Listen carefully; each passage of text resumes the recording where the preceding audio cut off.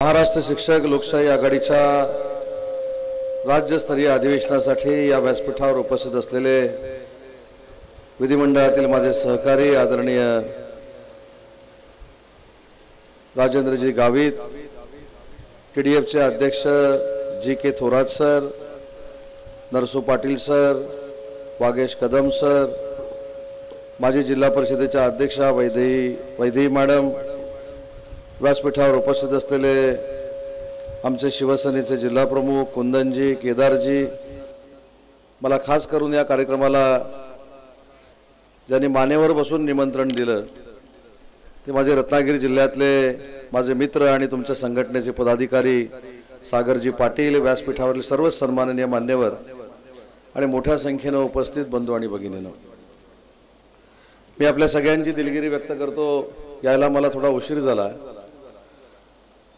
पण हे देखील समाधान व्यक्त करतो की आमच्या सगळ्यांचे नेते, शिवसेनेचे मुख्य नेते, ज्यांच्या मार्गदर्शनाखाली माझ्यासारखा कार्यकर्ता आज उद्योगमंत्री म्हणून काम करतोय, ते इथं आले होते आणि त्यांनी तुमचं सगळ्यांचं पालकत्व स्वीकारलेलं आहे। पण एक तुमच्या लक्षात आलं असेल, तुम्ही माझा सत्कार केला, माझ्या गळ्यामध्ये स्कार्फ घातला, तो मी तसाच ठेवलाय, पण पहिल्या रांगीतल्या कुठच्याही व्यक्तीच्या गळ्यामध्ये स्कार्फ नाही। म्हणजे आमच्या गळ्यात जबाबदारी टाकून आपण नामांतरे राहू नका।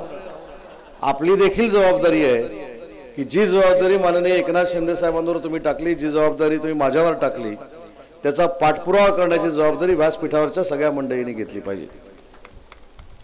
नरसू पाटील सरांनी आता जे सांगितलं की अनंत अडचणी शिक्षकांच्या समोर आहेत आणि शिक्षकांच्या समोरच्या अडचणी दूर करणं हे राज्य सरकारचं कर्तव्य आहे। कारण मला आठवतं, मी ज्यावेळी पहिल्यांदा आमदार झालो आणि रत्नागिरीमध्ये एक विधायक कार्यक्रम मी करायचो म्हणून मला तत्कालीन राष्ट्रपती APJ अब्दुल कलाम साहेबांनी पुण्याच्या राजभवनला भेटायला बोलवलं होतं आणि त्याने मला सांगितले होते की तुमच्या मतदारसंघामध्ये गेल्यानंतर दोन घटक असे आहेत की जे मुलांमध्ये देशभक्ती निर्माण करू शकतात, एक माध्यमिक शिक्षक आणि दुसरा प्राथमिक शिक्षक। 6व्या वर्षी पहिलीच्या शाळेमध्ये आल्यानंतर त्याच्यामध्ये राष्ट्रभक्तीचं बीज जर रोवायचं असेल तर ते माध्यमिक शिक्षक, प्राथमिक शिक्षक करू शकतात आणि 5वी नंतर जर ते वृद्धिंगित करायचं असेल तर त्याला मार्गदर्शन माध्यमिक शिक्षक करू शकतात। त्याच्यामुळे राष्ट्रभक्ती जागवण्याची जबाबदारी ही शिक्षकांवर आहे, याचं भान देखील माझ्यासारख्या कार्यकर्त्याला आहे। आणि म्हणून राष्ट्रभक्ती जो मुलांमध्ये निर्माण करतो त्याला अशैक्षणिक काम असू नये असं समजणारा मी 100% एक कार्यकर्ता आहे।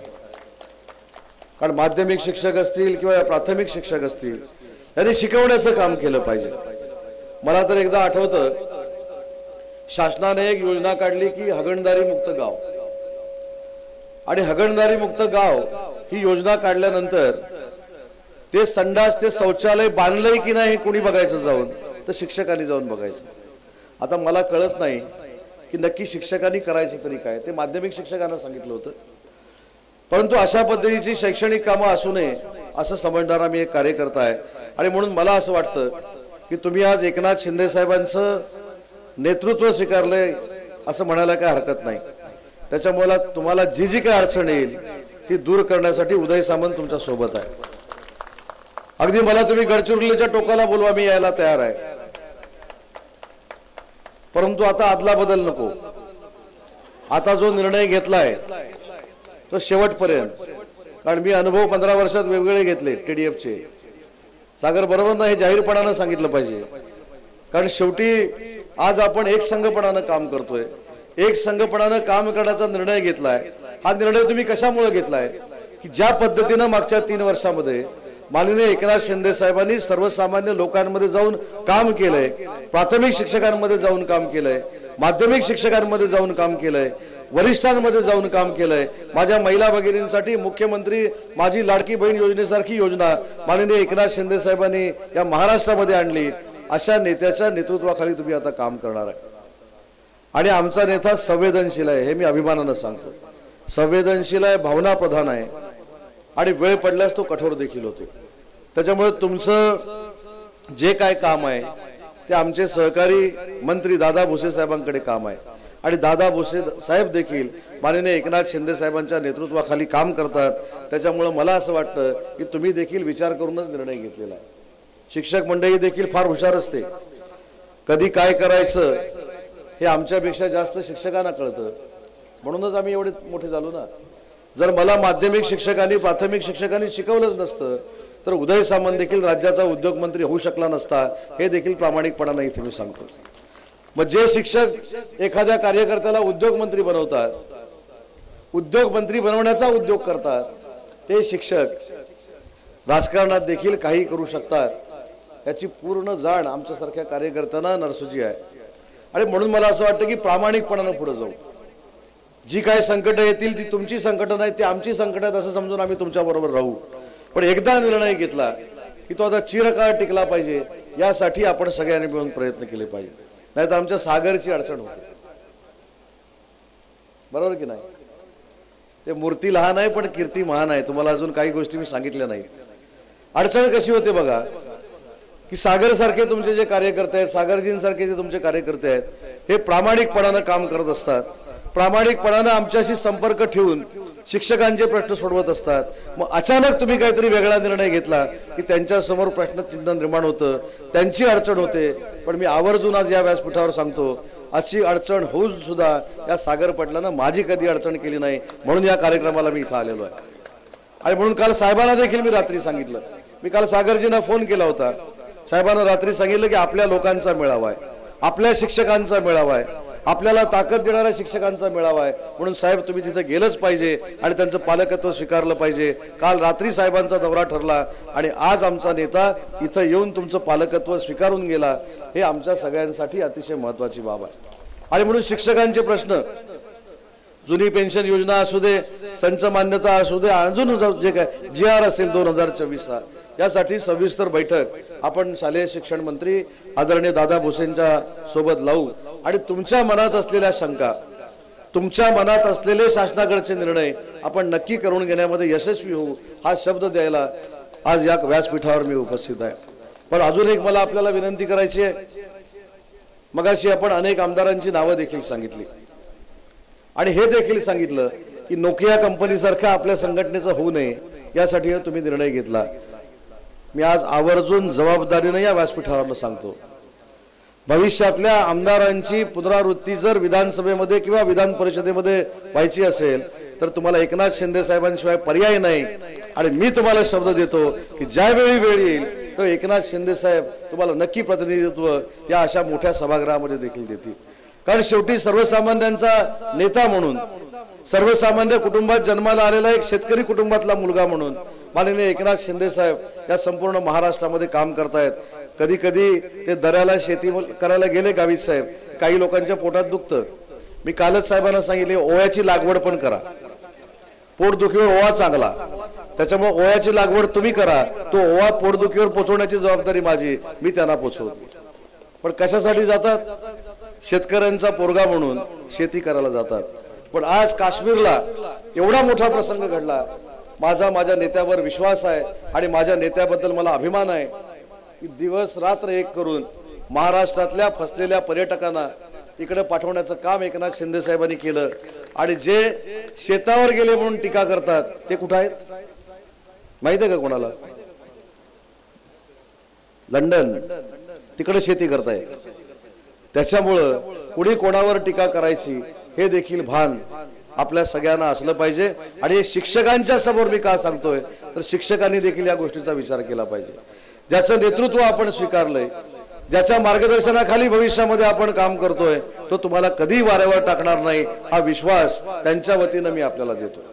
कारण शेवटी संघटना वाढवत असताना ज्या ज्या काही अडीअडचणी येतात त्या अडीअडचणीवर मात करणारं नेतृत्व म्हणजे महाराष्ट्रातले एकमेव नेतृत्व म्हणजे शिंदे साहेबांचं नेतृत्व आहे। आज अनेक गोष्टी आपण सांगितल्या, ज्या ज्या काही गोष्टींना न्याय द्यायचा आहे तो न्याय देण्यासाठी आम्ही तुमच्या सोबत आहोत। परंतु आपण सगळ्यांनी एक संकल्प केला पाहिजे की भविष्यातली महाराष्ट्रातली पिढी आपण सगळ्यांनी मिळून अशी घडवूया की ज्याचा आदर्श जगाने घेतला पाहिजे। जगाने सांगितलं पाहिजे की सगळ्यात चांगले शिक्षक या जगामध्ये कुठे आहेत तर ते महाराष्ट्रामध्ये आहेत। आणि सगळ्यात चांगली संघटना कुठची आहे तर ते TDF संघटना आहे, जी शिक्षकांना न्याय देते। यासाठी साहेब आपण काम केलं पाहिजे। तरच आपण अशा पद्धतीचे जे मेळावे घेतो, अशा पद्धतीचे जी काय आपण अधिवेशनं घेतो ती सार्थकी लागतील. पण मी आज नाराज आहे, खरं सांगतो. खरं तर सागर, हा कार्यक्रम तुम्ही रत्नागिरीला घ्यायला पाहिजे होता.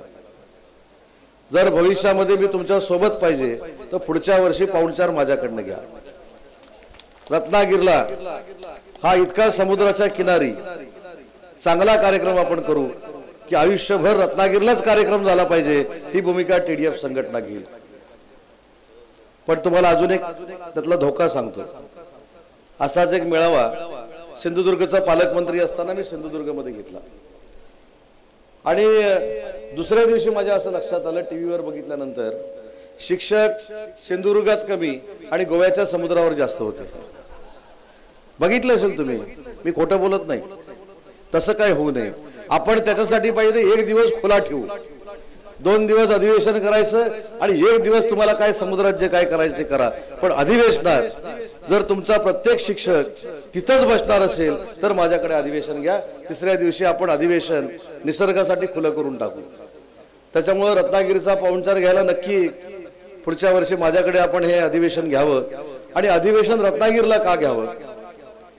आज सागर, मला असं वाटतं की कोकणचे अध्यक्ष आहेत, त्यांच्यापासून पण धोका आहे आम्हाला. ते कधी कुठचं तिकीट मागतील याची गॅरंटी आता राहिली नाही. पण मला असं वाटतं की रत्नागिरीमध्ये का घ्या असं मी सांगतो. तर रत्नागिरीला साने गुरूंची परंपरा आहे. रत्नागिरी हे छत्रपती शिवाजी महाराजांच्या पदस्पर्शानं पावन झालेली भूमी आहे.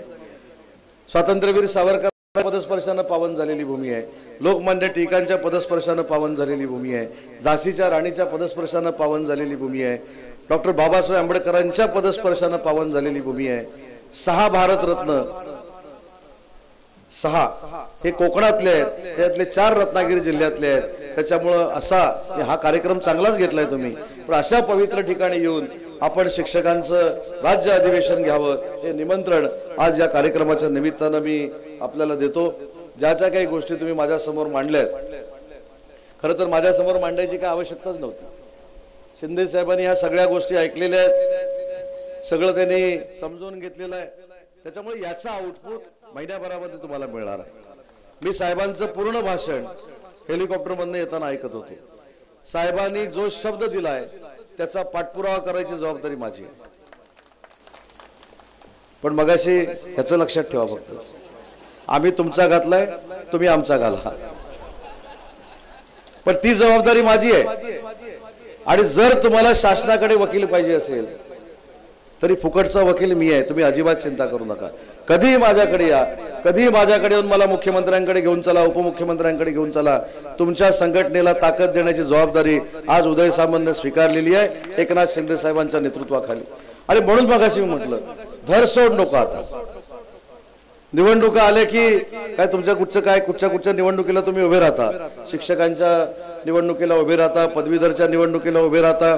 कधी कधी आम्हाला भीती वाटते की विधानसभेला पण तुम्ही उभे राहू शकता. तर आता एक टार्गेट धरू की साहेबांच्या नेतृत्वाखाली पहिले महाराष्ट्रातल्या सगळ्या शिक्षकांचे प्रश्न सोडू आणि एकही शिक्षक या संघटने व्यतिरिक्त कुठे जाणार नाही एवढा विश्वास शिक्षकांच्या मनामध्ये आपण निर्माण करू. एवढाच विश्वास या कार्यक्रमाच्या निमित्तानं मी आपल्याला देतो. आणि एक उदाहरण सांगतो. साहेबांच्या नेतृत्वाखाली एक एसटीचा संप झाला होता आणि एसटीचा संप संपवण्याचं भाग्य हे माझ्या नशिबी आलं. आणि म्हणून काल परवा मी एक सर्वे केला की शिंदे साहेबांच्या नेतृत्वाखाली एसटीची जर संघटना काढली तर काय परिणाम होईल. तुम्हाला कल्पना वाटणार नाही, 37,000 लोकांनी सांगितलं की नेतृत्व जर एकनाथ शिंदे साहेबांचं असेल आणि तुम्ही जर पुढाकार घेणार असाल तर 37,000 दुसऱ्या दिवशी पावत्या करायला आम्ही तयार आहोत. अशा पद्धतीनं काम करणारा आपला एकनाथ शिंदे साहेबांसारखा नेता आहे. आणि म्हणूनच मी तुम्हाला आग्रह केला की कुठच्याही परिस्थितीमध्ये जशी तुमची अपेक्षा सरकारकडनं आहे तशी आमची संघटना आता आम्ही सगळे तुमच्या सोबत असल्यामुळं गावागावात पोचली पाहिजे. प्रत्येक शाळेतला शिक्षक हा तुमच्यावर विश्वास टाकणारा असला पाहिजे, त्याचा विश्वास संपादन झाला पाहिजे, एवढीच इच्छा या ठिकाणी व्यक्त करतो. हे जसं डळमळीत आहे तसं बाकीच्यांच्या संघटना डळमळीत करूया आपण आणि आपली स्ट्रॉंग करूया. हे असं असलंच पाहिजे, त्याची चिंता करू नका.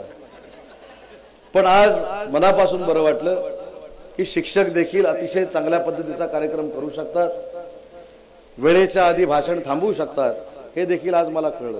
नाहीतर शिक्षकांच्या कार्यक्रमाला जायचं की मला टोलच घेऊन जावा लागतो. 45 मिनिटं झाली की टोल मारायचा तरच थांबतात. पण एक चांगला पायंडा देखील तुमच्याकडनं मला बघता आला आणि शिक्षकांनी निर्माण केलेला आदर्श हाच विद्यार्थी पुढे घेऊन जात असतो. म्हणून आपण सगळ्यांनी मिळून संकल्प करूया की TDFचे जेवढे शिक्षक आहेत त्यांनी एक मिशन राबवू, पण भारतातले सगळ्यात चांगले विद्यार्थी हे आपल्या महाराष्ट्रामध्ये आपण तयार करू.